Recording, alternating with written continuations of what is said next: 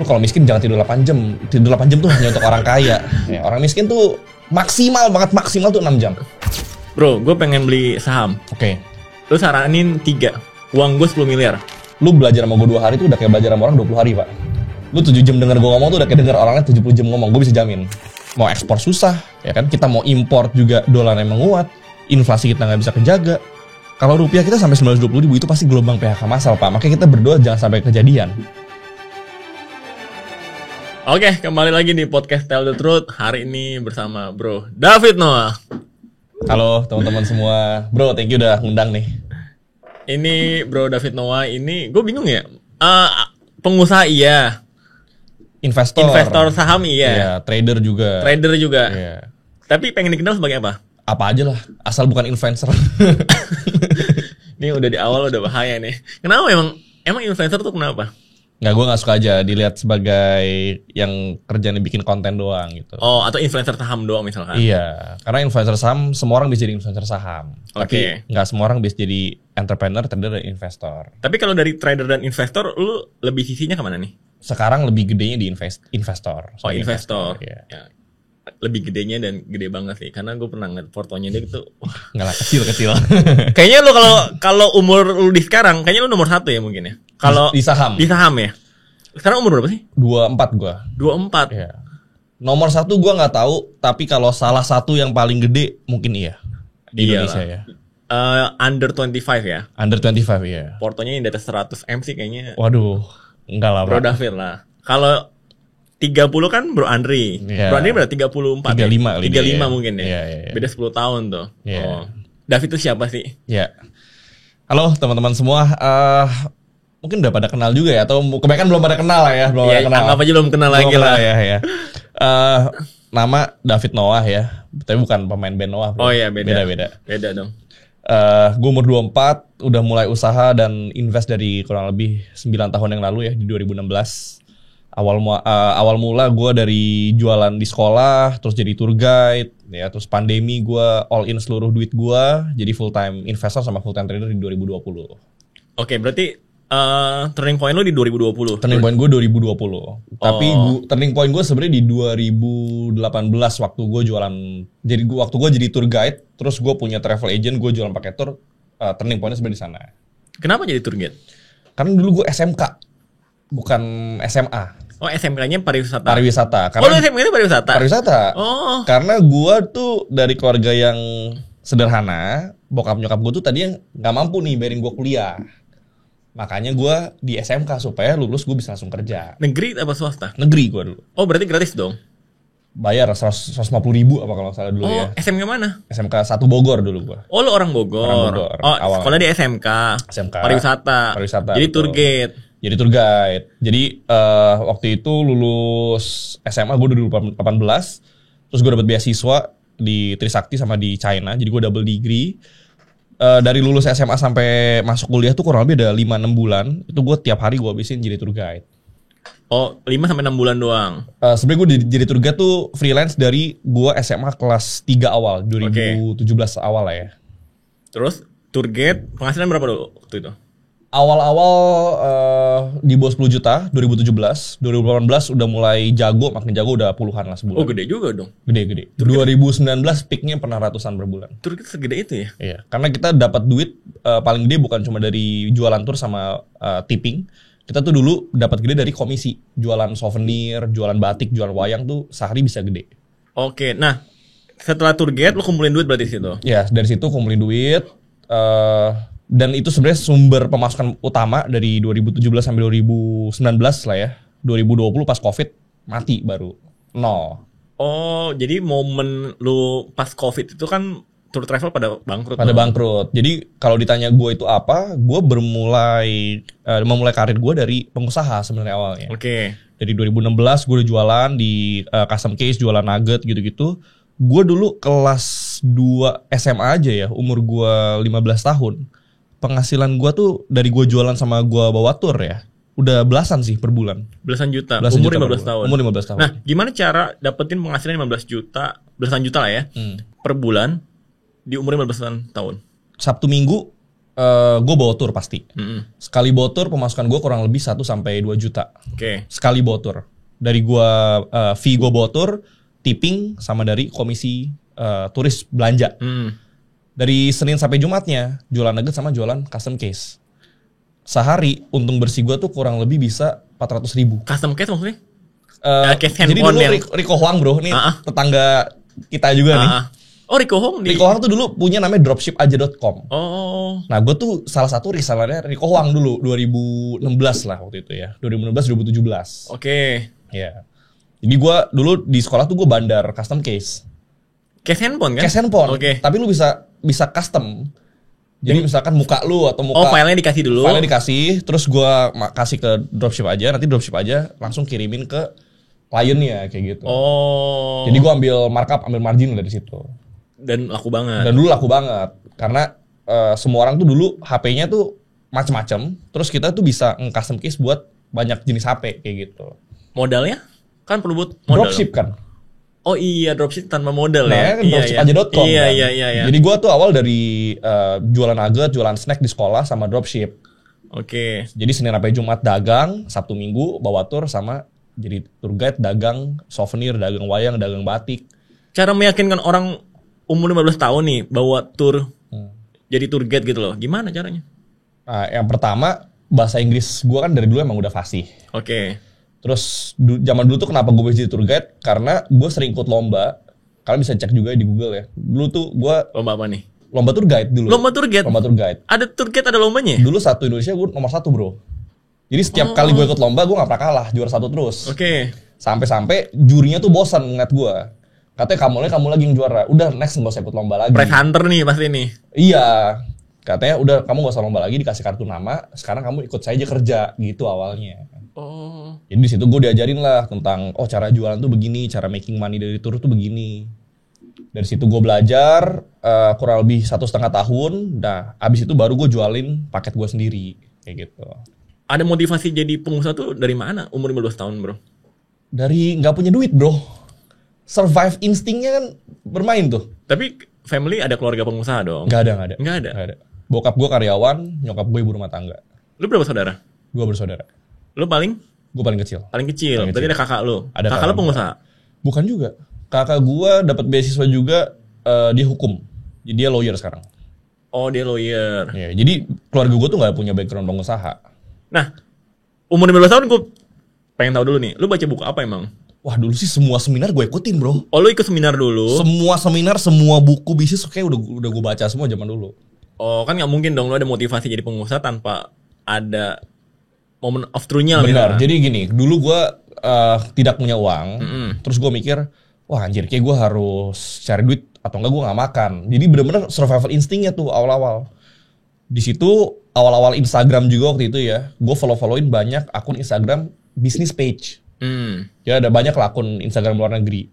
Dari situ baru pelan-pelan gue belajar. Oh ternyata ada namanya dropship, ternyata ada namanya investasi. Jadi sebenarnya semua ilmu dan semua motivasi gue tuh dulu dari akun Instagram luar negeri itu. Makanya untungnya dulu dari gue kecil tuh gue udah bisa bahasa Inggris. Untungnya ya. Oke. Jadi gini, untuk pas gue kecil, memang keluarga gue tuh lumayan berkecukupan lah. Sebelum crash batu bara. Karena dulu bokap gue sempat kerja di tambang batu bara, 2013, 2014 gue lupa, bangkrut pak. Oke. Jadi 2015 tiba-tiba tadinya kita hidup lumayan nyaman, gue di sekolah swasta, bagus sekolahnya. Pindah. Tiba-tiba gue harus masuk sekolah negeri, terus dari rumah gede jadi rumah kecil, dari punya mobil jadi motoran kredit, kayak gitu loh. Jadi gue dulu naik angkot kemana-mana. Nah dari shock itu gue survival insting gue jalan. Gue kasihan liat orang tua gue ngasih gue duit jajan aja ngeluh gitu kan. Oh berarti gue harus cari duit sendiri. Udah prinsip simple gue jadi pengusaha tuh awalnya kayak gitu. Nah tapi banyak juga nih yang udah miskin, kekurangan, tapi survival instingnya nggak jalan. Menurut lu kenapa tuh? Ada faktor gak sih yang bisa ngebangunin survival instingnya biar orang bisa jalan? Menurut gue itu tergantung dari masing-masing pribadinya. Oke. Kalau gue tuh mungkin karakter, gue tuh punya karakter nggak suka kalah. Oke. Makanya dari dulu gue tuh kompetitif. Makanya gue tiap ikut kompetisi menang. Karena gue gak suka kalah gitu. Sama halnya kayak dalam hidup.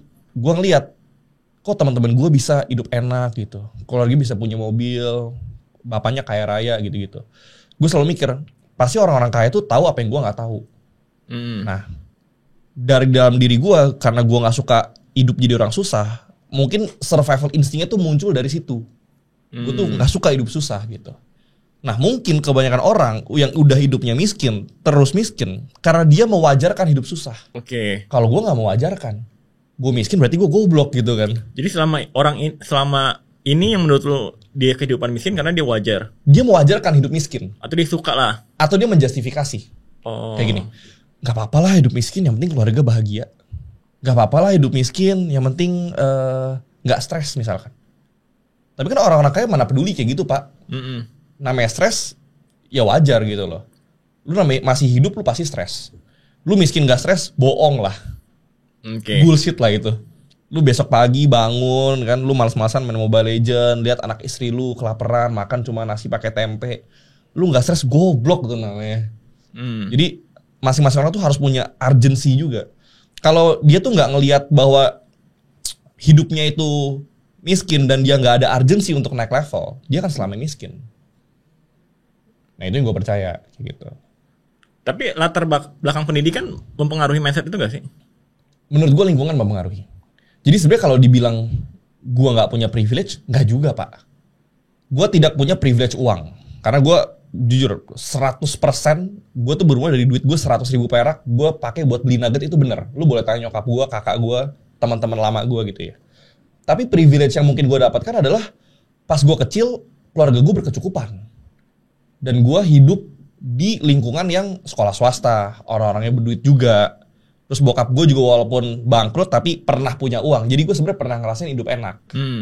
Dan kalau lu udah pernah ngerasain hidup enak, lu jatuh miskin, tapi lu di otak lu tuh ada kayak, oh gue tuh pengen balik lagi. Tinggal di rumah gede, punya mobil. Karena zaman dulu memang rumah gue waktu gue SD gede, kita punya mobil beberapa. Jatuh bangkrut, ya hidup susah, melarat gitu kan. Tapi kan at least udah pernah Pak. Sedangkan orang-orang miskin ini dari lahir, mereka tuh gak pernah ngerasain. Jadi mereka anggap itu sesuatu hal yang wajar. Ya udahlah naik motor, semua tetangga gue juga naik motor. Udahlah rumah kecil, teman baik juga rumah kecil. Pas mereka disuruh kaya, mereka nggak enak Pak. Kalau gue kaya, gue ninggalin mereka. Jadi orang-orang yang nggak punya uang tuh sense of community memang kuat. Dan mereka tuh nggak enakan. Teman gue misalkan di Jogja, trader, sangat udah lumayan kaya lah sekarang, puluhan miliar mungkin portonya.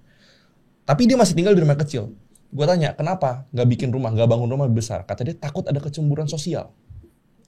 Nah, itu tuh yang menarik. Itu yang disebut kemiskinan struktural.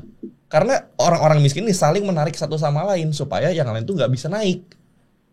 Nah, menurut lo jadi kalau udah improve secara finansial harus pindah atau? Menurut gue harus pindah.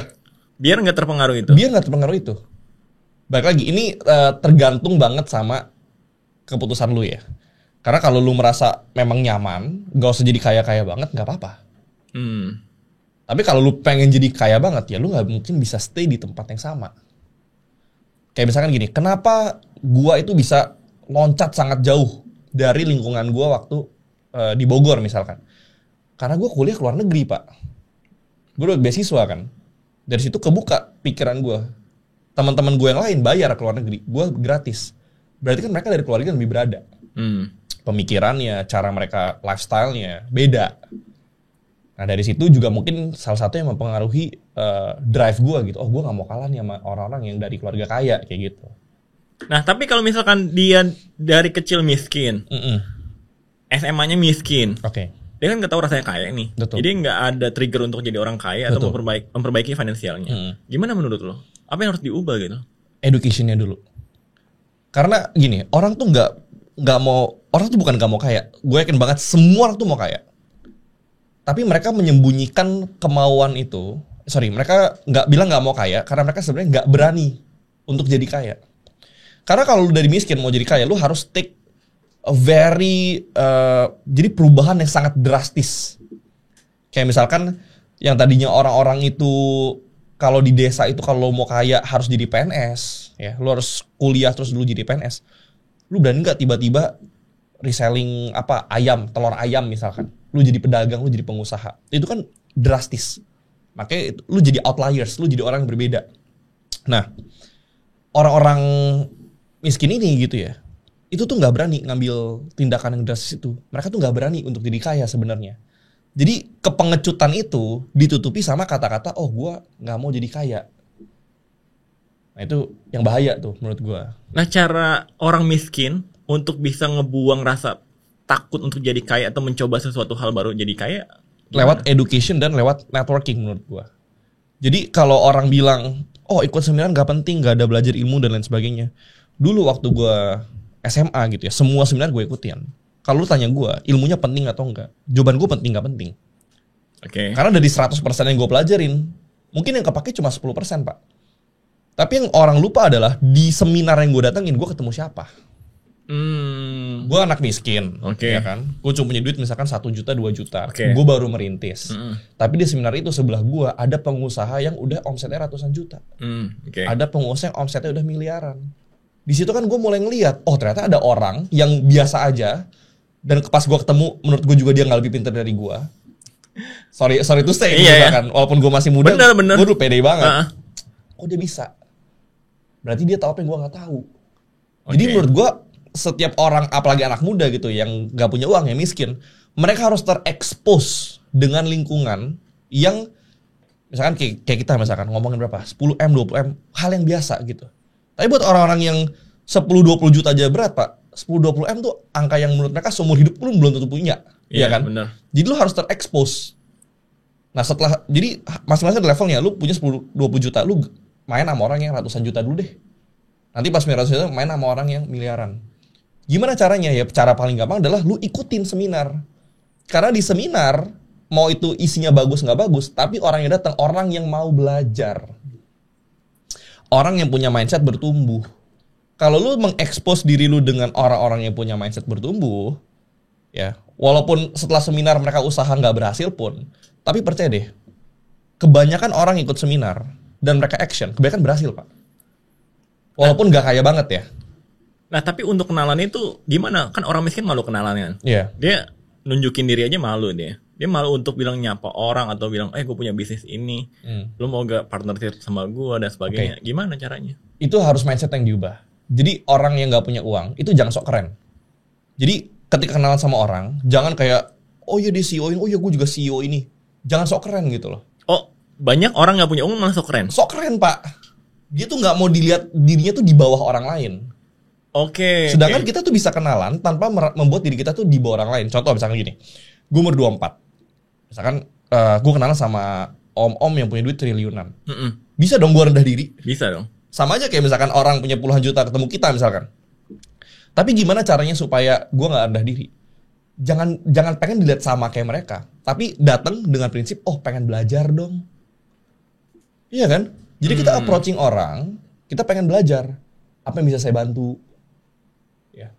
Jadi kebanyakan orang tuh selalu pas kenalan mikirnya. Tapi kalau di posisi lu nih Pak, kalau lu ngerasa lawan lu nggak selevel, secara misalkan finansialnya atau ilmunya, lu masih mau bergaul? Ngasih. Tapi gue akan jadi sehumble mungkin. Jangan ngomong, diem aja, dengerin aja. Oh, misalkan lu di atasnya dia nih, ada orang yang nge-approach lu, bro David tuh pengen kenalan lah. Nah, tergantung sama value apa yang dia bisa bawa.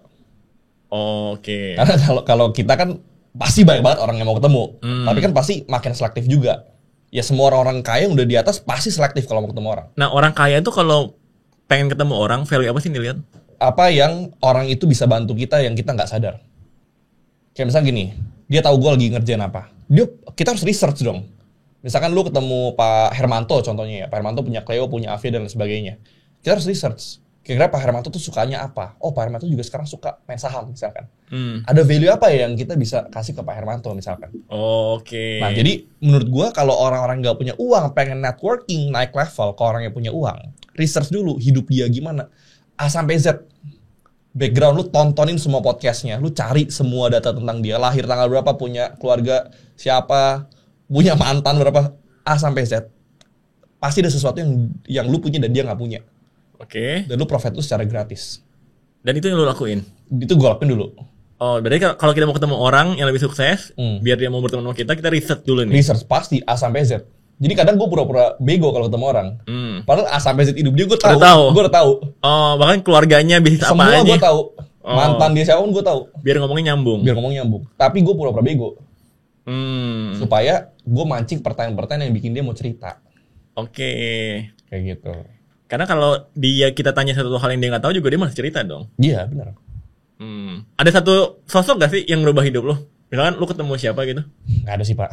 Gak ada ya? Gak ada sih. Atau pengusaha yang lu lihat benchmark, oh bagus nih. Gak ada juga sih. Gak ada. Menurut gue hidup gue tuh kumpulan dari ketemu banyak orang baik. Kayak ketemu lu salah satunya kan orang baik, ya kan? Makasih orang baik.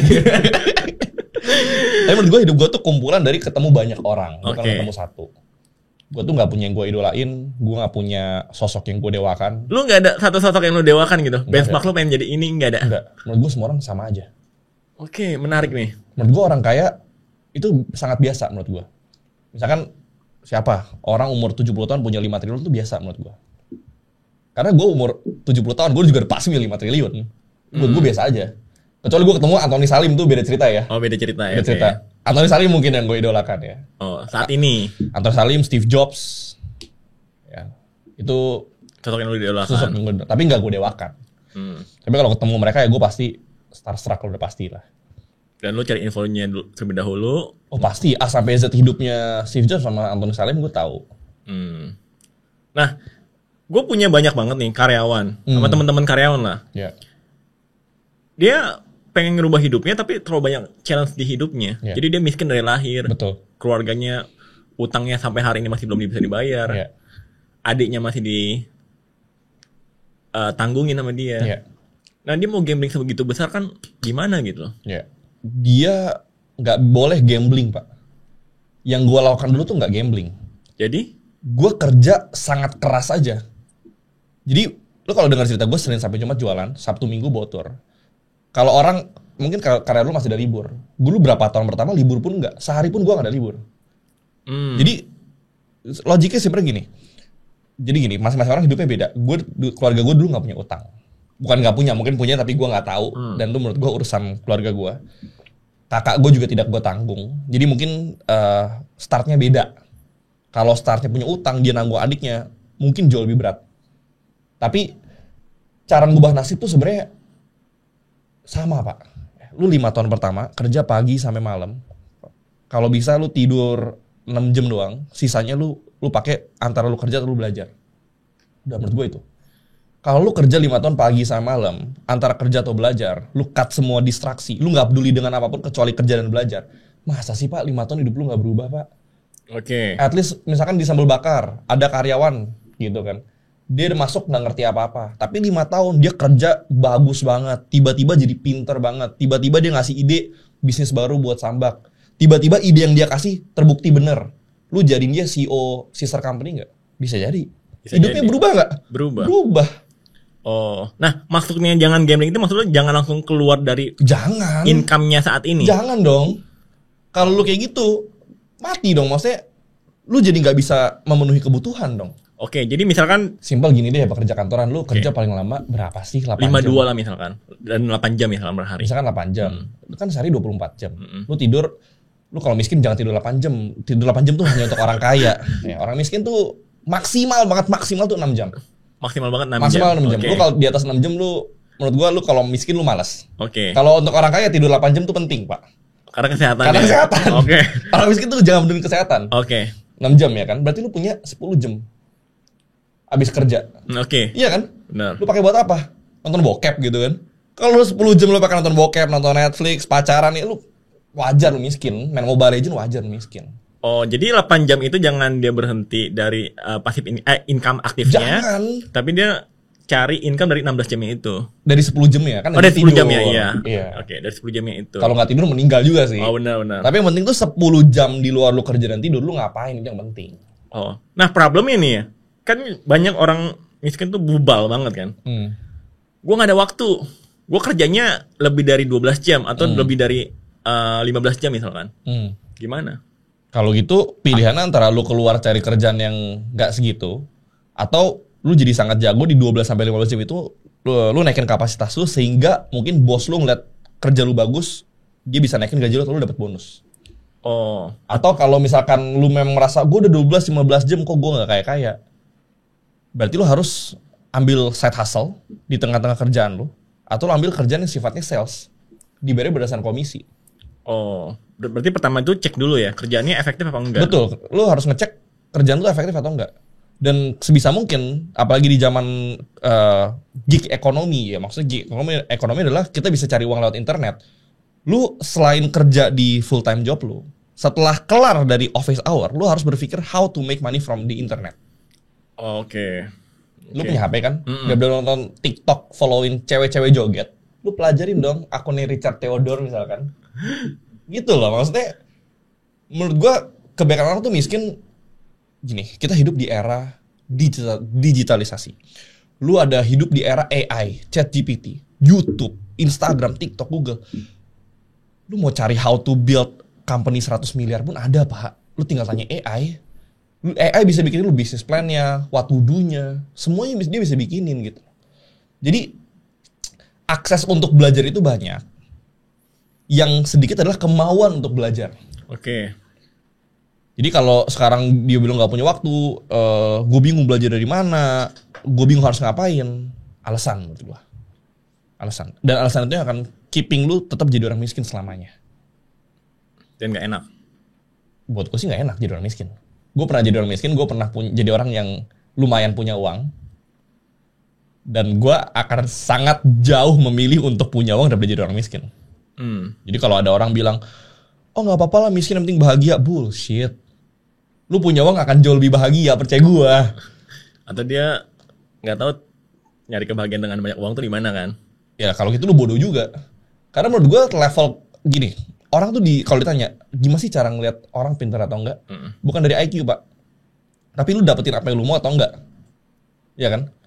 Masing-masing orang maunya beda. Mungkin lu pengennya rumah, gue pengennya jalan-jalan misalkan.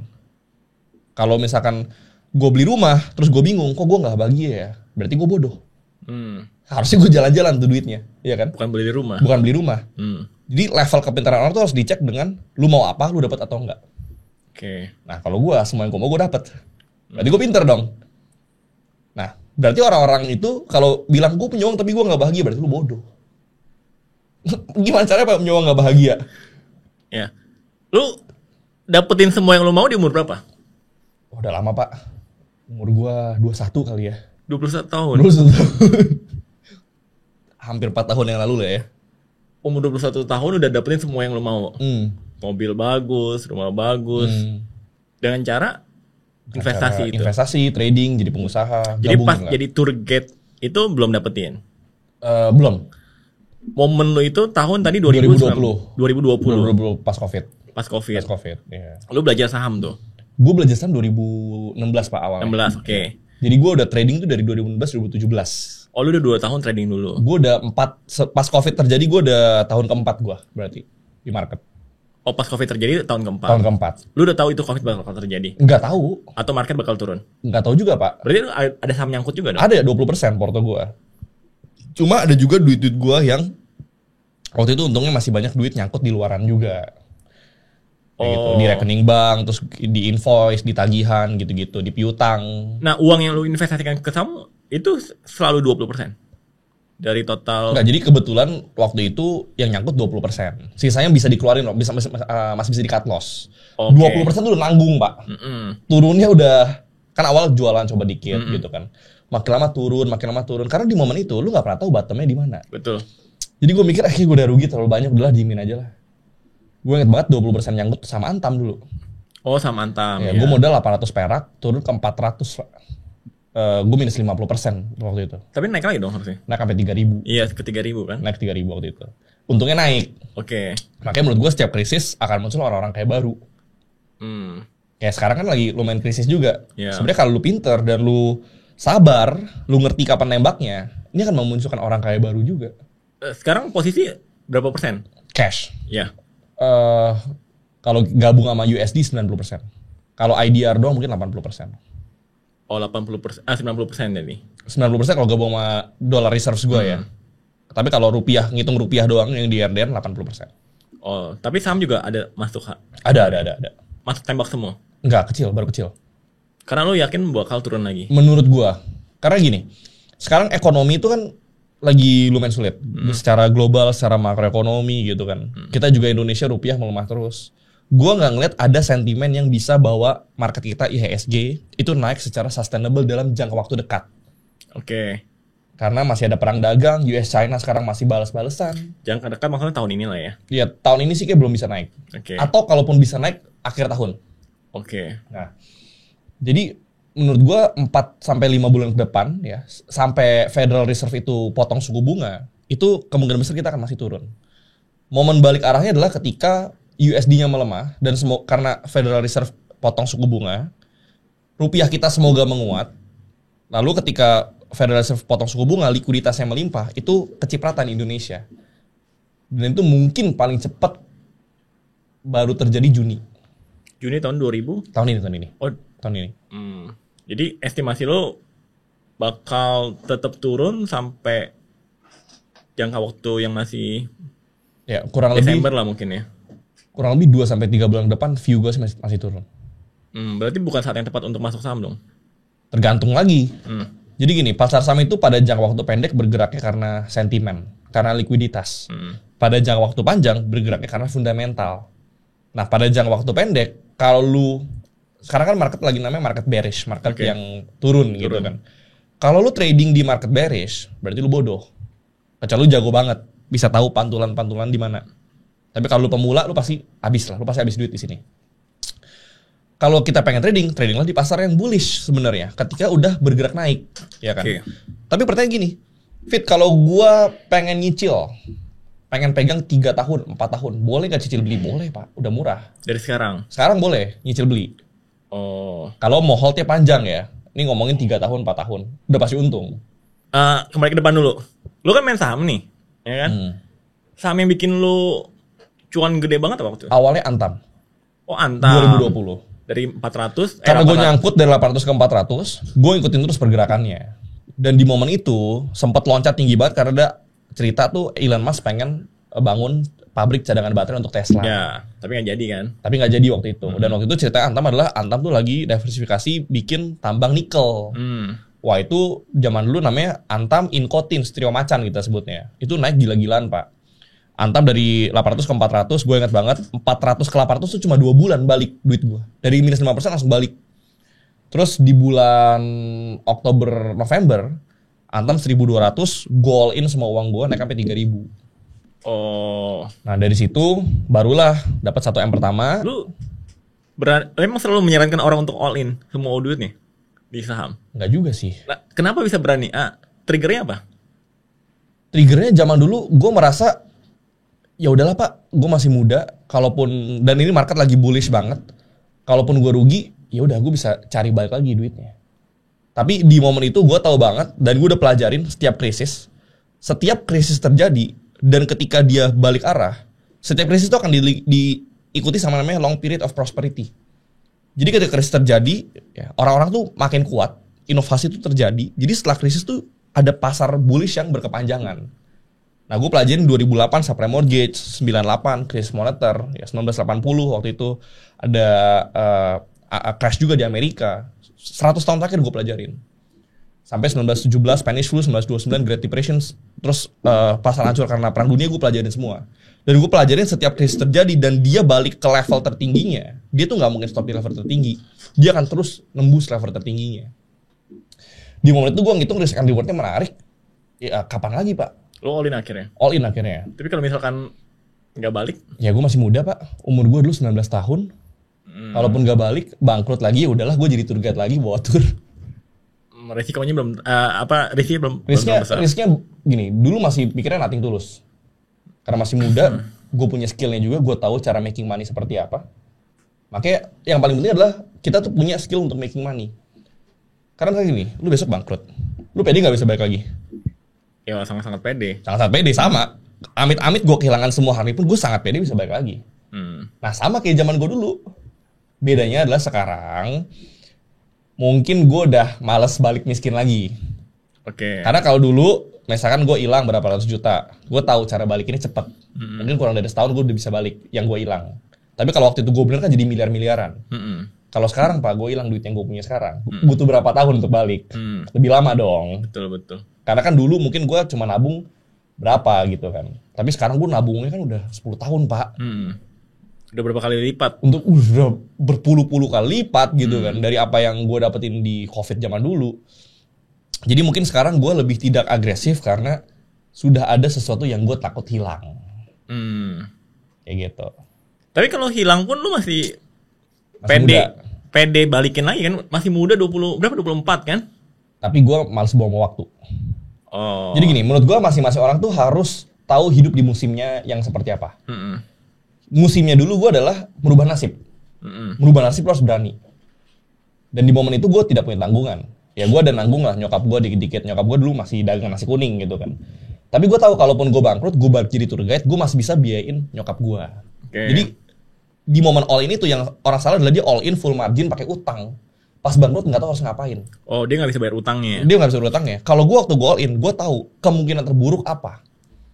Jadi kalau gue ngambil resiko, gue tuh selalu mikir worst case scenario. Jadi all in boleh, tapi kalau pakai cash lo? Nggak simpel gini. All in boleh kalau lu tahu ketika kemungkinan terburuk terjadi, lu bisa hidup atau enggak. Kalau dia pakai hutang masih tetap hidup? Silakan. Gak ada masalah. Nggak ada masalah. Tapi kalau lu pakai utang terus lu bangkrut, lu bunuh diri, salah. Oh. Oke, prinsip gue hidup dalam hidup kalau mau ambil resiko simpel. Asalkan lu nggak meninggal, lu nggak masuk penjara, lu nggak jelekin orang, lu nggak nipu orang, lu nggak berbuat buruk orang, ambil resikonya. Selama lu masih hidup, selama lu nggak masuk penjara, selama lu nggak nyusahin orang. Tapi kalau lu bisa meninggal, kalau lu bisa masuk penjara dan lu nyusahin orang, termasuk keluarga lu, goblok namanya. Kalau cashnya hilang tapi dia bunuh diri kan ada juga. Ya ada juga, makanya itu gue bilang, lu siap nggak nanggung kemungkinan terburuknya. Kebanyakan orang ngambil resiko karena mereka berpikir nggak bisa kalah, Pak. Jadi yang paling bahaya dalam hidup sebenarnya adalah orang-orang yang berpikir nggak bisa kalah. Kalau gue bangun setiap pagi, gue ketakutan, Pak, takut balik miskin lagi. Oh, oke. Rasa takut itu yang menyelamatkan gue. Sekarang gue udah lewatin krisis berapa kali. Pasar Santono kayak gini kan bukan sekali dua kali, berkali-kali. Tapi kenapa masih selamat? Karena gue paranoid. Gue tuh takut. Gue bahkan, Pak, punya, ini gue gak bisa jelasin detail, tapi gue punya swaka finance di luar negeri. Gue set up USD di luar negeri. Tujuannya simpel, kalau Indonesia kerusuhan, gue bisa kabur duit gue di luar. Gue tuh setakut itu. Setakut itu? Gue setakut itu. Iya juga ya, kalau Indonesia kerusuhan. Gue tuh parno banget, lu punya duit di bank apapun. Tiba-tiba, ledak kerusuhan. Lu gak bisa tarik duit. Karena semua orang bank rush. Banking itu gak punya likuiditas untuk ngasih lu duit. Gimana, Pak, lu mau kabur? Iya kan? Kan sebagian duitnya di cryptocurrency. Nah, ini gue gak mau ngomong, ini takutnya ada yang nonton bahaya nih. Tapi kripto itu gak legal, Pak. Di Indonesia lu gak legal, lu pegang kripto kan sebenarnya gak legal gitu kan. Lu pegang kripto, lu masukin ke Indo, lu gak berpajak. Pencucian uang gitu kan. Tapi bukan udah ada pajak resminya. Kalau lu masukin lewat exchange lokal. Iya, exchange lokal. Ya, kalau lu gak masuk lewat exchange lokal. Ya kan? Jadi menurut gue, kalau memang uang udah cukup banyak, menurut gue lebih cengli untuk lu structure legally. Oh, di luar? Di luar. Lu buka bank di luar. Lu set up company proper. Tapi case-nya jadi punya luar, no? Ya memang, jangan dimasukin Indo, ngapain? Nggak nasionalis banget Bang Ideal. Menurut gua nasionalisme itu bergerak dua arah. Oke. Kalau negara ini dijalankan dengan benar, gua kan jadi orang yang paling nasionalis, Pak. Kalau gua tahu persis ya, setiap pajak yang kita bayarkan itu mengalirnya kemana. Tapi kalau sekarang gini, kita seluruh uang kita di sini, tapi rupiah melemah terus, inflasi selalu kenceng, pasar saham kita turun terus, uang kita hilang terus. Kita bayar pajak di korupsi yang jalanin negara kita nggak benar. Pertanyaannya gimana cara kita bisa percaya 100%? Jadi gue ngelakuin itu bukannya tidak nasionalis. 60% uang gue kan di rupiah. 40% ini adalah worst case scenario, Pak. 40% ini anggaplah ya, orang kan mau belajarin dari David Noah kan. Gue punya uang nih, anggaplah misalkan 100 juta lah misalkan. Jangan 100 juta lah, 100 juta masa dipecahkan. 10 miliar lah misalkan. 60%-nya dimasukin ke Indonesia, 40%-nya maksudnya disimpan di luar atau dibeliin saham luar? Kalau 10 miliar kekecilan. Anggaplah ya misalkan 100 miliar. 100 miliar, oke. Ya, 100 miliar misalkan. Kalau 100 miliar lebih baik lu taruh di luar. Gua nggak sebut currency-nya apa, terserah currency-nya apa. 100% ya? Atau 60-40? 60 di Indo. Rupiah. 60 di Indonesia, 40 di luar. Oh. Dan 40% di luar, lu cari negara yang kalau lu untung free tax. Oke. Karena kalau di Indonesia, lu invest di luar, lu harus bayar 35% pajak penghasilan. untuk uang yang akan lu pakai di Indonesia. Tapi kalau lu setup company di luar negeri, lu berinvestasi dengan company luar negeri, lu kan bukan wajib pajak Indonesia. Lu bisa laporin pajaknya di luar negeri. Tapi uang itu memang tidak bisa dibawa masuk ke Indonesia. Tapi pertanyaan gini, ngapain lu bawa masuk ke Indonesia? Taruh aja di luar. Dalam bentuk perusahaan? Dalam bentuk perusahaan, lu taruh di bank, mungkin di investment, lu taruh deposito di bank, terus ambil back to back loan aja. Oh, lu masih percaya deposito ya? Nah, kalau kita mau ngamanin duit di luar. Oh, oke. Untuk sebagai pengamanan aja? Untuk sebagai pengamanan aja. Tapi kalau di Indonesia lu percaya deposito? Enggak. Kenapa? Ngapain, Pak? Lu memperkaya bank itu. Kalau lu ngerti investment, bodoh sekali taruh deposito, lu dapat berapa? 4%. Per tahun lagi ya? Gini, 10 tahun terakhir, kalau kita ngitung rata-rata inflasi dan kekalahan rupiah dengan dolar, minimal lu harus dapat 7% setahun untuk lu balik modal. Berarti reksadana deposito lu nggak percaya? Enggak. Menurut lu orang-orang bodoh lah yang taruh di sana? Ya. Yang nggak ngerti cara kelola uang? Jujur menurut gue ya. Kalau bilang, oh orang kaya banget taruh deposito gitu. Itu dia udah bingung, Pak, mau taruh duitnya kemana lagi. Tapi kalau lu orang pas-pasan taruh deposito gitu, terus lu bingung kenapa lu nggak bisa beli rumah, ya rumah lu aja setahun naiknya berapa persen, Pak? Itu uang sekolah anak lu tuh 15%. Oh, jadi orang yang pakai reksadana deposito dia yang bangga-bangga nih, oh gue dapet return 4%, 6%. Itu halusinasi menurut gua. Oh, halusinasi. Oh. Ya, karena lu kalau pintar lu bisa hitung sendiri. Oke. Lu cek ChatGPT aja. Berapa rata-rata inflasi, berapa rata-rata depresiasi rupiah dengan dolar, karena itu akan mempengaruhi dengan rate of inflation juga dan nilai mata uang lo. Itu 6,3%, Pak. Ya gue bulatin jadi 7%. Anggap 7% lah ya. Ya 7%. Lu dapat return cuma 4%. 4%. Kalah berarti. Nah, itu setiap tahun lu kalah 2%. Berarti nilai uangnya aja udah kalah 2-3%. 7% ngomong inflasi. Itu adalah inflasi data yang luas. Jadi semua bucket, semua misalkan rumah, kendaraan, uang sekolah anak, bahan pangan itu digabung jadi satu. Tapi kalau kita ngecek sehari-hari, misalkan uang sekolah anak mana ada yang naik 7%, Pak? Oh iya dong. Dulu waktu gue sekolah naik 15%. Rumah sakit mana ada yang 7%? Mungkin 15-20%. Jadi hal-hal yang lu butuhkan sehari-hari naik 15-20%, lu dapat 4% terus lu bangga, bodoh nggak? Ya bodoh banget. Ya bodoh banget, harusnya malu sama diri sendiri harusnya. Oh, mungkin karena dia juga nggak punya kemampuan untuk kelola uang ya kali. Dia cuma bisa ngasihin uang yang nggak seberapa, tapi mungkin dia, gue bingung nih dibandingin taruh bank, kan bank hampir nggak ada bunganya kan. Kepotong biaya admin lagi. Kalau lu di fase awal, lu baru belajar nggak apa-apa, lu nggak bodoh. Tapi kalau lu udah 10 tahun lu ngelakuin hal yang sama terus lu bingung kenapa nggak kaya, ya sekarang lu nonton lu harusnya lu bodoh. Oh. Karena ada cara lain ya kan? Simple gini deh. Kita bukan yang nggak ini sama rupiah ya. Tapi kalau lu switch USD lu aja, atau lu pakai rupiah lu untuk beli emas, atau lu switch ke USD terus USD lu pakai untuk beli government bonds-nya di Indonesia, surat utang Indonesia tapi denominasi currency-nya adalah USD, lu udah untung, jauh lebih untung, Pak. Karena di situ lu menghapus currency risk, lu menghapus kemungkinan rupiah itu kalah dengan US dollar. Kenapa US dollar itu sangat penting? Karena kan kita banyak import, Pak. Kita negara net impor. Jadi ketika kita import, USD-nya itu naik, otomatis kan kita harus bayar harganya lebih mahal. Betul. Otomatis kita harus jual dong, barang di harganya lebih mahal. Kalau kita nggak jual di harga yang lebih mahal, kualitasnya akan turun. Ya otomatis mempengaruhi ekonomi juga gitu loh. Jadi kita harus sangat peduli dengan kita kalah dengan dolar gitu. Nah kan nggak semua orang ngerti ini kan. Dan makanya kita di sini edukasi kan. Iya. Dan gue pernah lihat di Instagram lu ya. Lu ada buka kelas juga kan ya? Ngajarin orang untuk investasi. Iya. Itu lu buka kelas itu kan ya? Ada. Itu rutin. Kalau orang pengen masuk 2 bulan sekali. Kalau pengen masuk gimana sih caranya? Tergantung mood, Pak. Jadi follow aja Instagram gua. Oke. Follow Instagram David Noah. Jadi kalau gua lagi mood bikin. Okay. Kalau gua nggak mood bikin, nggak bikin. Oh. Tapi mungkin frekuensinya sekarang lagi 2 bulan sekali lah. 2 bulan sekali. 2 bulan sekali. Karena gua sebulan gua jalan-jalan. Oh iya, enggak sih. Kayaknya jalan-jalan terus lah. Jalan-jalan terus lah. Jalan-jalan terus sih, benar. Karena lu nggak nabung di deposito dan reksadana.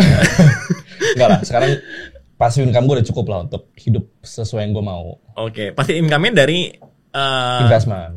Yeah. Dari gain terhadap nilai sahamnya atau profit yang dibagi sama sahamnya. Maksudnya dividen? Dividennya. Dua-duanya, Pak. Oh. Even misalkan gue nggak dapat capital gain pun, USD yang gue beliin government bonds saja, return dari situ gue udah bisa hidup. Jadi kalau investment yang gue lakuin udah jauh lah di atas dari pengeluaran gue. Oke, dan lu bisa ngajarin orang ya untuk dari nol dia profesional beralih ke investasi itu. Kalau bisa jangan dari nol sih. Kalau dari nol jangan belajar sama gue lah. Dari mana tahapnya? Ya at least lu udah ngerti basic lah. Basic investasinya. Basic investasi, lu ngerti bahasa-bahasa investasi gitu. Karena jujur ya, mungkin 5 tahun yang lalu lu kalau dari nol belajar sama gue bisa. Kalau sekarang? Kalau sekarang capek Pak ngajar orang dari nol. Level gue kan jauh di atas daripada awal gue mulai ngajarin orang. Betul. Dan lu top 1 sekarang. Enggak lah. Tapi gini, misalnya gini. Lu kalau punya portofolio minimal 1 miliar lu boleh belajar sama gue. Di bawah 1 miliar lu mending belajar sama orang lain. Karena udah gak relate Pak. Sekarang gini, lu porto ratusan juta.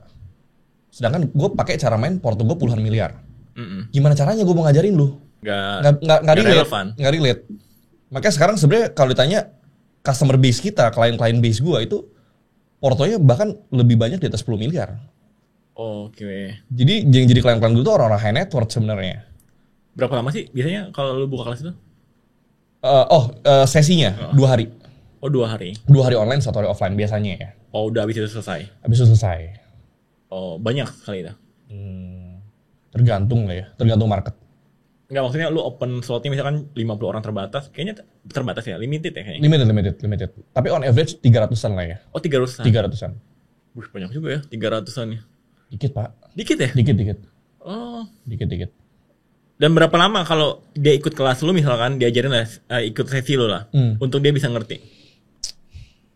Sebenarnya lu ikut gue lu nggak akan bisa langsung ngerti sih. Tapi lu belajar sama gue 2 hari itu udah kayak belajar sama orang 20 hari Pak. Lu 7 jam denger gue ngomong tuh udah kayak denger orang lain 70 jam ngomong. Gue bisa jamin. Nah sesinya gue penasaran deh. Sesinya itu di situ dikasih sinyal atau diajarin technical? Jadi gini, 1 bulan sebelum acara kita undang ke grup. Di situ gue kasih insight sama adalah beberapa trading idea yang gue take. Jadi kayak misalkan gue ikut IPO apa, gue beli saham apa, itu gue kasih dalam sebulan itu. Jadi sebulan dia dikasih tahu dulu nih, gue bakal beli investasi saham apa, atau bikin IPO apa gitu. Betul. Nah tapi setelah sebulan, setelah webinar selesai, kelar. Setelah webinar selesai, kelar. Berarti periodenya 1 bulan lah. 1 bulan, iya. Berarti lu beli sahamnya itu, investasi itu live secara langsung di grup itu? Langsung, iya. Nah kalau misalkan untung kan orang happy kan. Kalau tiba-tiba lagi rugi, turun. Menurut gue gini, gue bukan dewa saham. Dan gue selalu bilang ke orang-orang, gue gak mungkin selamanya untung. Jadi orang-orang yang belajar sama gue selalu ngomong, kalau lu belajar sama gue tuh bukan untuk cepat kaya. Dan gue gak menjamin lu untung juga. Karena gue juga bisa rugi gitu kan. Jadi lu harus take everything tuh sebagai pembelajaran aja. Dan jadiin gue tuh second opinion, jangan jadiin gue dewa. Kalau lu menggantungkan hidup lu ke gue, lu jangan bayar gue ratusan ribu, lu bayar gue ratusan juta sini gue bantu lu. Dibantu. Iya. Sinyal apapun dibantu. Ya miliar lah kalau itu lah. Itu miliar lah. Ratusan juta gak worth it ya buat gue ya. Oke. Tapi kalau ratusan ribu ya lu kayak makan Solaria sama omakase kan beda Pak. Betul. Lu jangan harap dapat kualitas omakase dengan harga Solaria dong. Nah, seumur lu investasi, loss terbesar lu berapa? Miliar. Di saham apa boleh tahu? Bumi. Tapi Bumi sempat untung juga. Untung miliar juga. Miliar juga. Rugi miliar juga. Bumi pas tahun 2022. 2022. 2023 gue rugi juga sih. 2023 juga. Pas 2022 pas dia gocap ya? Enggak. Dari 200-an sampai 100-an. Ke 100-an. Ya, itu lumayan dalam tuh, 40% waktu itu dropnya. Itu drop terbesar lo? Drop terbesar gua. Berapa jumlah Porsche yang dibakar tuh? Total 2022-2023 2 Porsche lah ya waktu itu ya. 2 Porsche. Dibakar tuh ya. Tapi dapat Porsche juga kan? Lumayan. Net masih untung lah. Nah, kalau lagi krisis sekarang nih, bukan krisis lah ya. Lagi bergejolak lah. Saham apa yang menurut lo ya? Kalau gua tadinya gua mau ini nih apa? Langsung beli, tapi jam 4 lewat. Udah lewat, udah tutup Pak, market Pak. Iya, enggak apa-apa lah. Tapi ini bukan ajakan jual beli. Ajakan jual beli ya. Iya. Kalau gua aja nih. Bro, gua pengen beli saham. Oke. Ini gua aja ya. Oke. Lu saranin 3. Uang gua 10 miliar. 3. Gue harus nanya gini. Tujuan lo apa? Lu mau dapat untung gede apa lu mau dapat untung biasa aja? 50% gua alokasikan untuk yang untung gede, 50% yang biasa aja. Oke. Jangka waktu lu mau hold berapa lama? Ya, tahun ini aja lepas. Tahun ini lepas? Susah Pak. Untung gede? Susah Pak. Kalau yang untung biasa aja? untung biasa aja juga susah Pak. Minimal 2 tahun lah. Oke, anggaplah 2 tahun lah. Gue ikutin lah. Oke. 3 saham. Bumi, BRMS untuk yang untung gede. Bumi. Sahamnya Bakri. Bumi sama BRMS. Tambang emas sama tambang batu bara. Karena menurut gue sekarang udah lumayan murah lah ya. Dan ada ceritanya. Ada corporate action yang mau dilakuin. Sekarang di range berapa? 80-an ya? 80. Sekarang Bumi 80. 84 tadi ya. BRMS 300 ya. Oke. Ya, mungkin Bumi 70 sampai 80 perak area beli. Ini bukan ajakan jual juga. Ini kan buat gue doang. Buat gue doang. BRMS mungkin 280 sampai 300 kecil juga boleh lah. Sama banking lah Pak, kalau yang biasa aja ya. Karena kalau market rebound, banking pasti gerak duluan. Lu bisa pilih antara Mandiri atau BRI. Karena BUMN. BCA nggak? BCA geraknya terlalu lambat Pak. Tapi kalau lu mau aman banget, BCA. beli BCA, betul. Oh, antara BRI sama Mandiri? Mandiri, karena diskon udah gede. Dividend yield yang lu dapat juga lumayan besar. Sekarang juga udah turun banyak. Downside-nya udah limited lah. Jadi sebenarnya kalau lu cicil beli dari sekarang resikonya nggak gede. BRI mungkin 3.000 sampai 3.500 area beli. BMRI mungkin 4.000 sampai 4.500. BRI sampai ke 3.000? Bisa Pak. Kalau rupiah kita 19.000. Sekarang udah 3.700 ya? Sekarang 3.800. 3.800 ya? Iya. Menurut sampai ke 3.000? Menurut gue bisa aja. Kalau gini, prinsip tadi market adalah there's no high too high for a bull, there's no low too low for a bear. Jadi artinya adalah ketika market bullish nggak ada tinggi yang terlalu tinggi. Jadi mau dibilang over value, bubble, sahamnya masih bisa terus naik. Sama halnya kayak di pasar bearish, di pasar yang lagi jelek. Mau dibilang murah, bisa tambah murah lagi Pak. Karena simpel gini, BRI 4.000 itu orang udah pada bilang murah. Karena dari 6.400 ke 4.000, ya kan? Sempat turun sampai 3.300 kan? Nah, tapi karena kita nggak pernah tahu kapan bottomnya, kita harus tahu area murahnya di mana. Berarti sekarang area murah yang kita dapat adalah 3.000 sampai 3.500. Lu dapat dividend yield 10%. The only time lu dapat dividend yield 10% beli BUMN, big banks, bank terbesar di Indonesia, itu cuma ketika krisis. Nah, selama kita tahu murah mahalnya di mana, jangan all in juga, cicil beli. Cicil beli, dapetin average yang bagus, terus lu tahu downside-nya limited, terus sambil nunggu lu dapat dividend yield 10%. Ya udah, aman udah. Kayak gitu. Jadi kalau gue tuh investment selalu approach-nya adalah risk management dulu ya. Jadi resiko terburuk yang bisa terjadi apa, gue tutupin dulu resikonya, untung tuh bonus. Oh, untung tuh bonus? Untung bonus Pak. Karena kalau lu investasi, lu incernya untung terus. Gini deh, simple gini. Kalau situasi lagi baik, orang tuh nggak perlu belajar. Oke. Siapa orang yang belajar cara bahagia tuh, ya udah situasi baik, bahagia aja. Tapi lebih susah untuk ngadepin situasi yang lagi buruk. Lu nggak depresi, lu nggak stres, lu nggak anxiety, lu harus belajar. Sama halnya kayak di pasar saham. Kalau lagi naik, ngapain lu belajar cara handle mental gitu kan? Yang paling susah adalah ketika sahamnya turun, lu depresi, lu bingung, itu duit lu hilang, gimana cara lu tetap waras, ya kan? Berarti kan kalau tahu gitu, yang penting sebenarnya nggak gila dulu. Betul, nggak gila dulu, waras dulu. Waras dulu, risk management dulu. Kalau risknya udah tahu maksimalnya berapa, baru lu mulai pikirin cara dapetin untungnya gimana. Menurut gua, that's how you win in life. Karena kebanyakan orang, gini, bisa jadi kaya dan tetap kaya itu dua skill set yang berbeda menurut gua. Banyak orang mungkin punya nekat, punya keberanian jadi kaya. Tapi nggak sedikit juga yang setelah kaya balik bangkrut lagi. Karena mereka nggak mau belajar untuk jadi tetap kaya. Sedangkan kalau di posisi gue sekarang, gue harus tetap kaya. Ada kata harus tuh. Jadi miskin itu udah bukan option. Balik nol tuh udah bukan option. Nah, cara gue tuh gimana? Sebenarnya simple.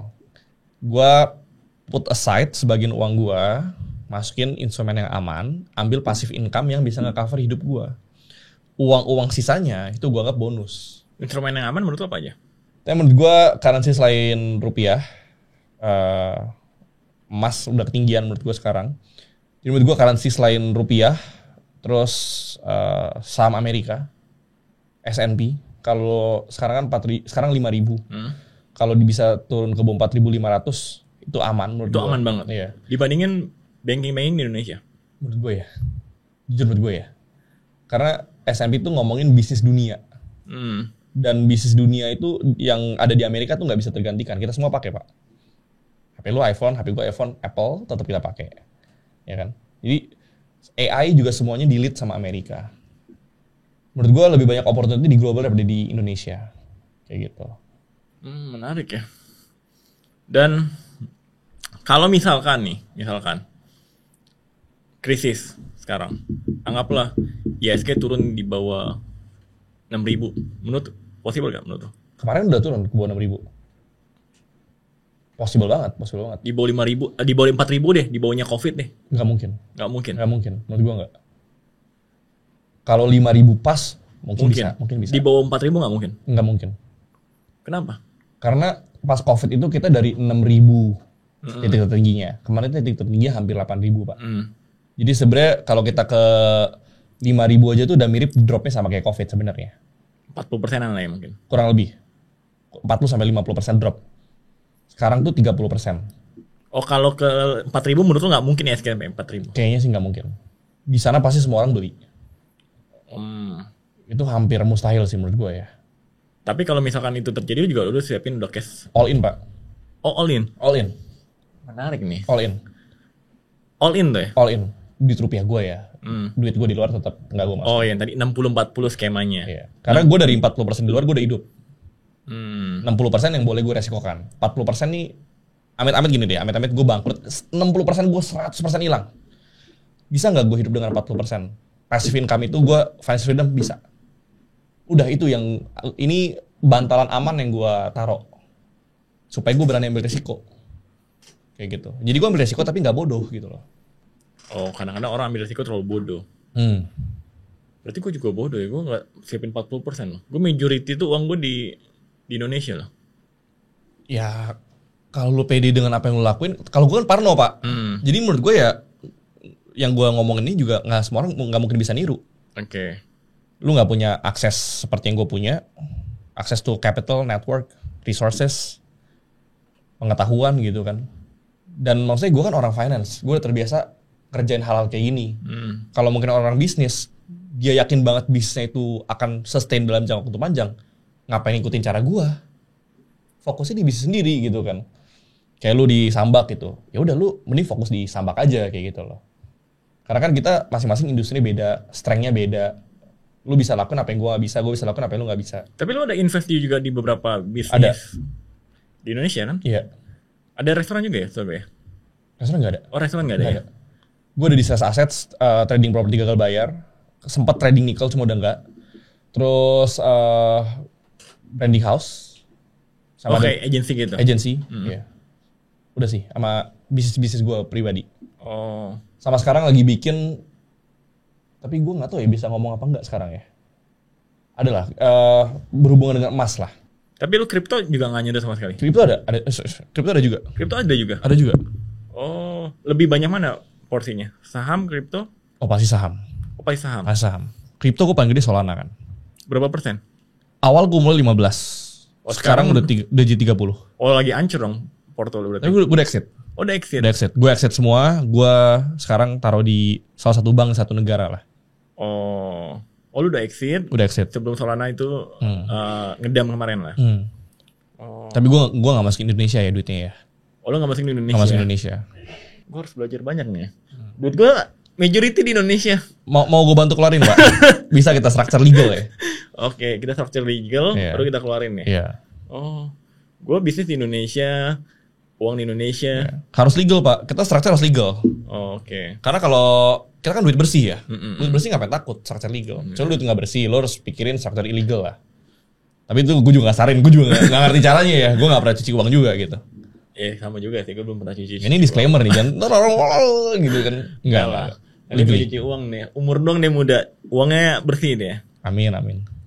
Nah, tarif Trump nih, gue pengen bahas juga. Oke. Menurut lu sampai efeknya bikin lu parno gak sih?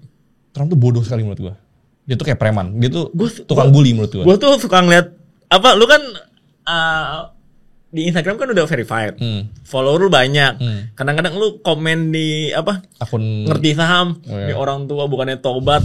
Udah tua bangka bukan tobat. Iya, udah tua bangka bukannya tobat. Kata gue nih orang berani juga nih si David nih katanya. Menurut lu kenapa emang? Karena gini loh, tarif itu kan sebenarnya akan merugikan untuk orang-orang Amerika. Karena sebenarnya akan membayar tarif itu adalah importirnya sebenarnya, bukan eksportirnya. Berarti kan otomatis harga barang di Amerika tuh akan naik. Jadi sebenarnya Trump ini membuat kerusuhan ini jawabannya 2 Pak. Sebenarnya jawaban 3. Yang pertama, dia pengen negara-negara tuh nggak bela China. Karena kemarin ada BRICS, ya kan, Brazil, Rusia, India, China, South Africa, mereka tuh pengen dedolarisasi. Nah Trump tuh pengen bilang kayak lu tuh nggak bisa apa-apa tanpa Amerika. Jadi dia pengen keluarin orang-orang dari sisi China. Yang kedua, dia tuh merasa China sekarang growth-nya udah sangat kencang, bisa jadi ancaman buat dolar dan buat Amerika. Jadi mau nggak mau dia harus perang dagang untuk nunjukin kekuasaannya dia. Dan yang 3, sebenarnya dia harus ngancurin market. Dia harus ngancurin market, dia harus bikin kerusuhan di market. Supaya apa? Supaya Federal Reserve atau Central Bank di Amerika itu terpaksa nurunin suku bunga. Kenapa harus kayak gitu? Karena Amerika 6 bulan ke depan itu harus refinancing utang mereka 7 triliun dolar. Kalau mereka refinancing 7 triliun dolar di bunga sekarang 4%, meledak mereka Pak. Jadi mau nggak mau Trump ini harus maksa si Fed, Jerome Powell untuk turunin sekecil mungkin. Kayak gitu. Supaya mereka bisa refinancing debt mereka yang sangat besar itu di suku bunga yang murah. Tujuan itu. Tapi yang dia nggak ngitung adalah pemegang terbesar daripada surat hutangnya Amerika itu adalah China dan Jepang. Dan Trump ngajak berantem dua-duanya. Jadi kalau surat hutang tuh simpelnya gini. Kalau harga surat hutangnya naik, yield-nya turun. Berarti kalau makin banyak orang yang beli surat hutang, bunganya turun. Tapi kalau makin banyak orang yang jual surat hutang, bunganya naik. Otomatis kalau bunga naik, Federal Reserve nggak bisa sembarangan potong suku bunganya. Nah yang dilakukan China sama Jepang adalah mereka jualan surat hutangnya Amerika. Jadi yang tadinya sempat harganya udah naik, yield-nya turun, sekarang yield-nya balik naik lagi. Salah hitungan sebenarnya Trump. Jadi kalau ini berlarut-larut, ini nggak akan bagus buat ekonomi Pak. Logiknya gini deh, 2 orang paling kuat, dua negara paling kuat berantem, nggak ada baik-baiknya. Kita pasti akan kena juga. Tapi bukannya barang-barangnya China itu jadi nggak bisa expand ke US, bukan hal yang bagus ya? Buat siapa? Buat US. Jadi barang-barangnya dia kayak barang-barang US. Pertanyaannya adalah gini, hampir semua barang yang di US made in China Pak. Emang bisa dalam berapa tahun tiba-tiba tak stop? Apple dibikin Foxconn, pabriknya di China, ya kan? Baterai-baterainya Tesla ambil mungkin pabriknya di China juga. Semuanya lah. Amazon barangnya dari mana? China. Made in China. Pertanyaannya kalau misalkan Trump sama China berantem terus, ini mereka mau jualan apa Pak? Terus yang gue takutin apa? Itu China itu punya semua teknologi, tapi mereka masih menghargai intellectual property yang dimiliki oleh Amerika. Kalau besok pagi China tuh pengen ngeluarin Apple, lah kan mereka pabriknya di China. Mereka aja keluarin merek Pico. Pico tuh bahasa Chinanya Apple, iya kan? 1/5 harganya Apple. Di blast di dunia, bisa-bisa aja Pak ngancurin market. Karena Apple itu cost of production-nya itu cuma 10% dari harga jualnya. Untuk bikin satu HP itu. Margin mereka tuh kurang lebih 20-30% karena mereka banyak buat branding, terus mereka distribusi, supply chain itu semua mempengaruhi net margin mereka gitu kan. Tapi sebenarnya HPP mereka untuk bikin satu HP itu murah sekali di China. Di Foxconn nama pabriknya. Jadi menurut gue keputusan yang bodoh. Nah Trump ini sebenarnya pengen maksa China tuh untuk tunduk.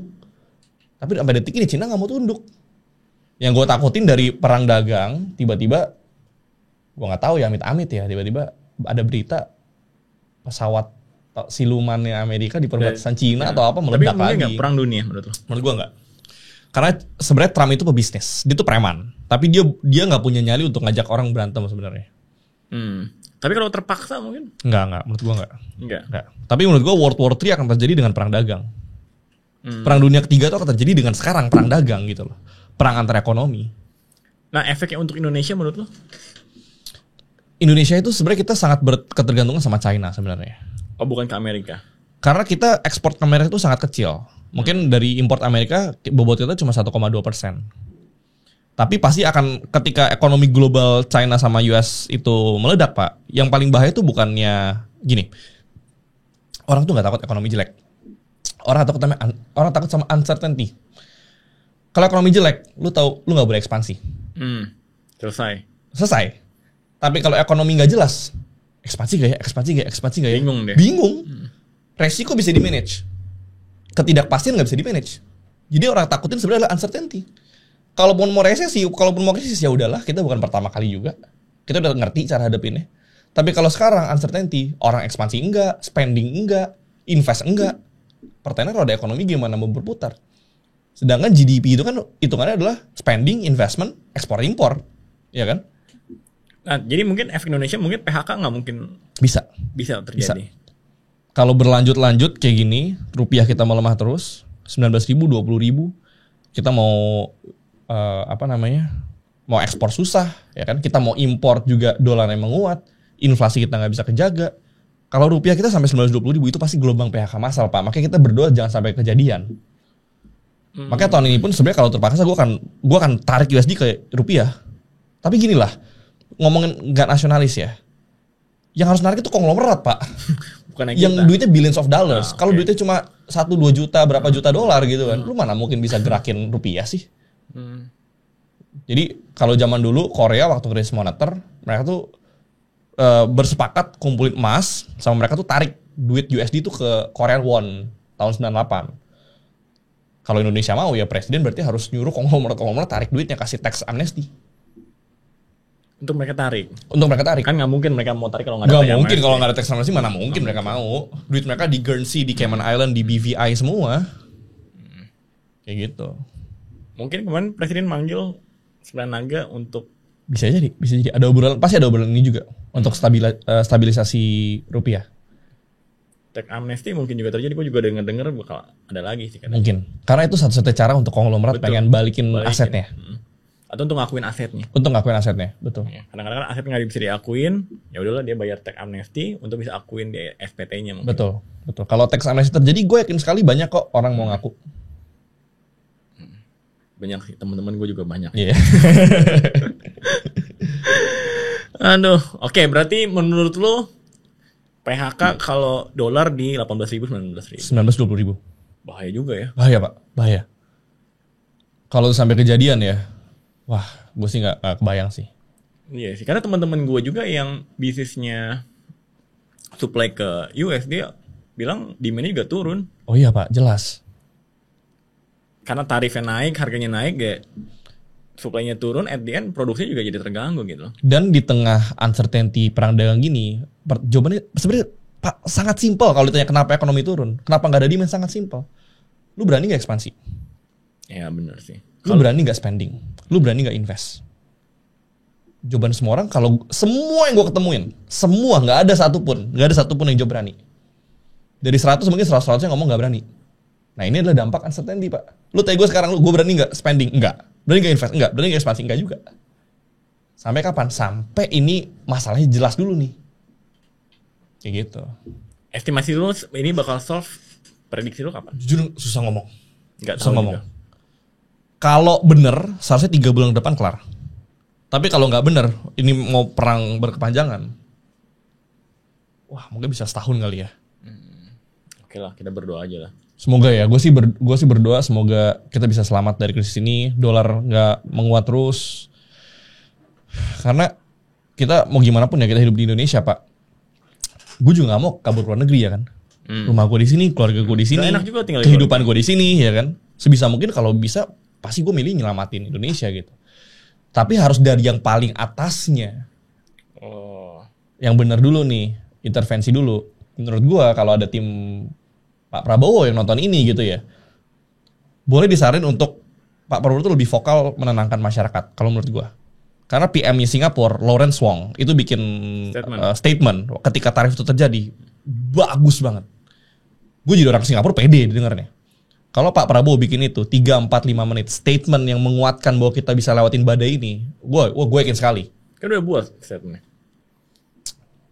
Saya nggak percaya pasar saham, saya percaya fundamental di Indonesia kan statementnya itu. Menurut gue kurang tepat lah itu. Menurut gue statementnya itu, statement Pak Prabowo tuh gue belum melihat keseriusan yang bisa ngebakar api dan semangatnya masyarakat. Harusnya statement seperti apa? Nontonnya Presiden Soekarno kalau pidato. Poin yang lu pengen tonjolin? Bahwa Indonesia itu secara negara kita fundamentally strong. Jangan takut, pemerintah akan ada sama kita even di krisis terburuk sekalipun.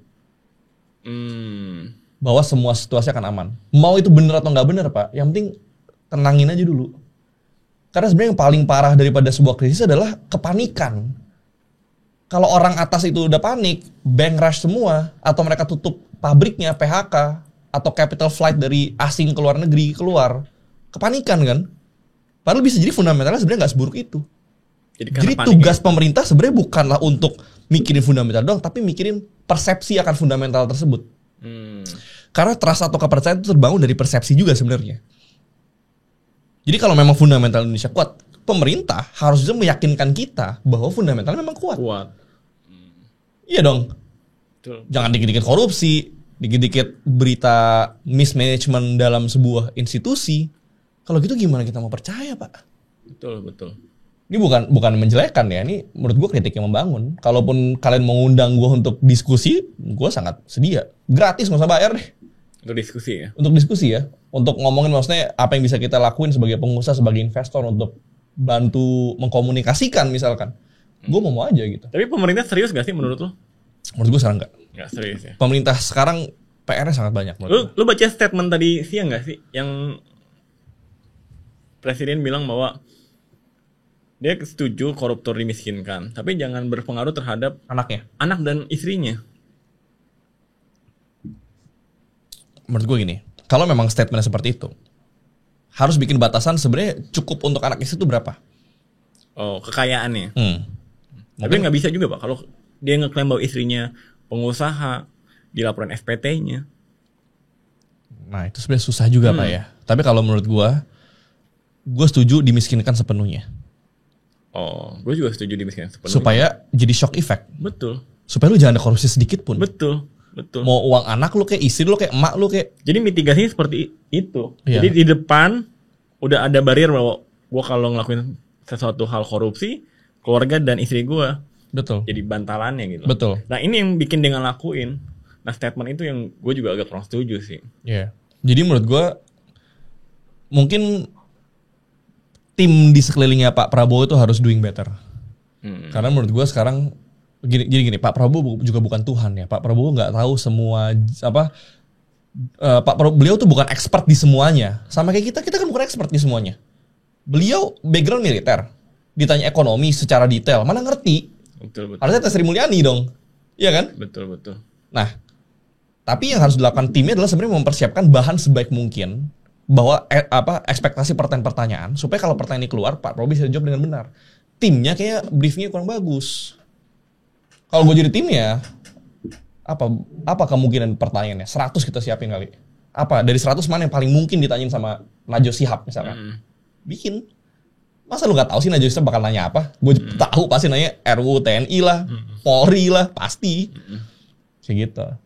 Betul sih. Ada yang mau hire jadi konsultan presiden? Siapa tahu ada yang nonton ya. Yeah. Oke, terakhir nih. Lu kenapa sih demen banget saham-saham IPO gitu? Karena gini Pak. Karena ini gue kasih tau dulu ya. David nih baik banget sama gue. Dia selalu ngasih cat tembak saham ini cat semua 50% cash lu lah. Lu punya cash tembak karena pasti untung. Tapi nggak pernah gagal kan? Nggak pernah gagal. Semua gue kasih untung kan? Termasuk yang terbaru nih. Dia pasti untung. Oke. Pasti untung. Kenapa? Karena IPO itu kalau lu ngerti caranya, duit gratis Pak. Oke. Karena kan sebenarnya IPO itu tujuannya adalah dua, antara dia mau exit atau dia punya tujuan tertentu lah. Mungkin dia mau ekspansi, mungkin dia mau menaikkan kekayaannya, ya kan? Karena orang kaya kan dinilai dari paper. Net worth-nya itu dihitung dari valuasi saham yang dia punya sebenarnya kan. Jadi banyak lah alasan orang IPO. Nah kalau kita tahu bahwa saham ini di IPO kan bukan untuk exit, melainkan untuk tujuan tertentu, berarti kan kemungkinan besar harganya nggak mungkin dibanting di hari pertama. Oke. Jadi potensi untung di situ. Nah, terus yang harus kita hitung adalah, oh ini barang underwriter-nya siapa? Kita tahu underwriter yang punya track record bagus, siapa underwriter yang track record-nya buruk.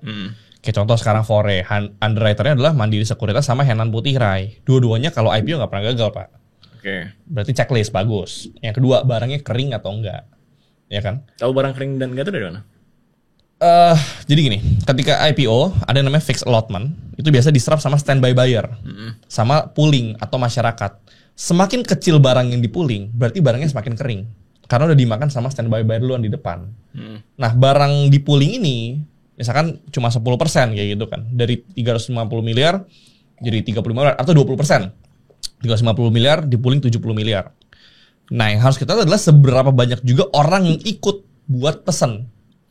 Logiknya kalau ada 130 ribu orang dengan rata-rata itu kurang lebih 4 sampai 5 triliun, ngerebutin 70 miliar, pasti dapatnya dikit. Kalau dapatnya dikit, pasti naik. Karena orang akan berebut di market nanti pas IPO. Duit gratis. Ya anggaplah kita cuma dapat 1%, 10 miliar dapat 100 juta kali 2. Udah duit gratis 100 juta, Pak. Duit di mana lagi? Lu cari di mana lagi? Duit gratis. Apalagi kalau kayak Ratu. Kayak Ratu, ya kan? Gue dapat cuma 36 juta jadi 360 juta. Iya, nembaknya kenanya cuma 1%. Nggak nyampe 0,5. Waktu itu 7,5 M waktu itu nembaknya. Nembak 7,5 M kena 0,5. 0,5. Kurang lebih ya. 0,5 sekian lah ya. CBDK gue tembak kalau gue nggak salah 8 ya. Itu juga untungnya lumayan lah, ratusan juga waktu itu. Fore juga lu udah tembak kan ya? Fore 8,5. 8,5. Iya. Anggap dapat kalau laki-laki bisa berapa? 2%, 1,5%? Ya 1% udah seneng lah. Udah seneng ya? Ya 1% kali 2 kan berarti dapat duit gratis selama 5 juta. Lumayan Pak buat apa? Naktir dulu lah, makan sambal bakar ya kan? Iya, jadi gue gini, gue traveling tuh udah nggak pernah bayar. Jadi gue ikut IPO, jadi gini, gue AAD tuh 1 M untungnya, Ratu gue 360, CBDK gue 150, berarti udah 1,5. Terus gue kemarin main 50, sekarang Fore kemungkinan 85. Berarti kan udah total hampir 1,7 lah ya, 1,7 sekian. Berarti kan 100, kurang lebih hampir 150 juta sebulan. Udah hidup Pak. Betul. Jadi gue goblok-goblokan ikut IPO, gue sebenarnya udah hidup. Pengeluaran gue udah termasuk traveling sebulan tuh mungkin sekarang 80-100 juta sebulan. Betul. Udah hidup dari IPO doang. Udah gaji manajer mungkin setahun. Mungkin ya, gue gak pernah ngitung juga sih. Ya mungkin gaji manajer 15 juta. Iya. 20 juta lah mungkin. Iya. Jadi gue gak perlu invest, gue tembak-tembak IPO aja hidup sebenarnya. Oke. Kita Gitu. lihat IPO-nya saham Fore ya. Ini kan belum ini ya. Gue hari ini kan baru Udah ketahuan. Tapi udah tutup kan. Udah nggak bisa beli. Udah nggak bisa beli. Tapi baru ketahuan, lu dapat berapa persen? Menurut gue 1%. 1%. Dan menurut gue kemungkinan minimal tuh naik 80%. Bagus-bagus bisa naik 100% dari 1% yang kita dapat. Jadi kemungkinan besar untung gue kurang lebih 70 sampai 85 juta. Ini udah pasti. Ntar minggu depan lu cek ya. Masa depan nggak bisa dilihat tapi bisa dibaca. Yeah. Sama David. Tapi gue bisa lihat. Karena Ratu waktu gue kasih lu gue bilang kan, gue bilang pasti 10x gue bilang. Itu lu lihat atau lu baca? Gue tahu aja Pak. Udah terbiasa. Berarti masa depan nggak bisa dilihat tapi bisa dilihat. Gue ngasih tau Richard itu AAD, Ratu, CBDK. Tuh kalau ikut. Yang terbaru Fore. Terbaru Fore. 4. Iya 4. Dan nggak pernah kalah. Nggak pernah kalah. Kalau teman-teman juga yang nggak kenal David Noya juga bisa ikut kelasnya. Tapi kalau dia lagi mood ya. Nggak usah ikut lah. Ya kalau dia portonya di atas 1 M boleh dong. Boleh, tapi kalau di bom jangan ikut. Ya jangan lah. Pokoknya minimal portonya di atas 1 M. Ya, tapi nggak usah ikut. Belajar sama yang lain lah. Oke. Sesi terakhir. Coba dong tell the truth. Oke. Apa yang orang nggak tahu tentang dunia investasi? Oke. Di saham Indonesia ya. Tell the truth. Saham Indonesia tuh bukan bergerak karena fundamental, tapi bergerak karena sentimen. Fundamental bagus, saham yang murah itu nggak akan bisa bergerak kalau nggak ada sentimen. Karena likuiditas kita di market itu sangat kecil. Contoh sekarang banyak perusahaan properti, maksudnya cash mereka sebagai perusahaan itu sama dengan market cap mereka, tapi harganya nggak gerak naik. Kenapa? Karena nggak ada kepentingan owner di situ. Jadi Indonesia ini adalah negara yang sangat bergantung dengan likuiditas, dengan kepentingan, dengan gue nggak bisa ngomong insider sih ya, tapi ya maksudnya harus ada duit besar yang bermain di belakangnya. Kalau itu nggak ada, mending beli saham Amerika. Kalau mau beli bisnis, mending beli saham Amerika dibanding saham Indonesia. Daripada saham Indonesia. Kalau mau di Indonesia, belilah sahamnya bukan bisnisnya. Jujur, value investing fundamental di Indonesia, gue bukan believer. Kecuali krisis. Kalau krisis bisa. Lu beli banking murah, bisa naik, bisa. Tapi kalau lu beli yang kecil-kecil, yang mungkin market cap 1-2 triliun gitu, duit gue tarik juga bisa Pak. Gue goreng, gue jadi bandar juga bisa. Gue bikin chartnya, gue gambar tuh bisa. Terus gue banding ke retail-retail, buang tuh gampang. Kalau mau dapat duit nggak etis, bisa Pak. Makanya, nah banyak retail bangkrut karena itu, kejebak. Mereka bikin murah, ternyata murahan, terus pas naik digerakin sama bandar, bukan sama owner, pas harganya naik mereka kejar, dibanting sama bandar, kelar. Betul. Itu yang mungkin nggak banyak orang tahu dan nggak banyak orang ngeh. Jadi gue selalu saranin harus selalu berhati-hati ketika beli saham lah. Oke, terima kasih Bro David Noah. Thank you, Bro Richard. Tell the truth.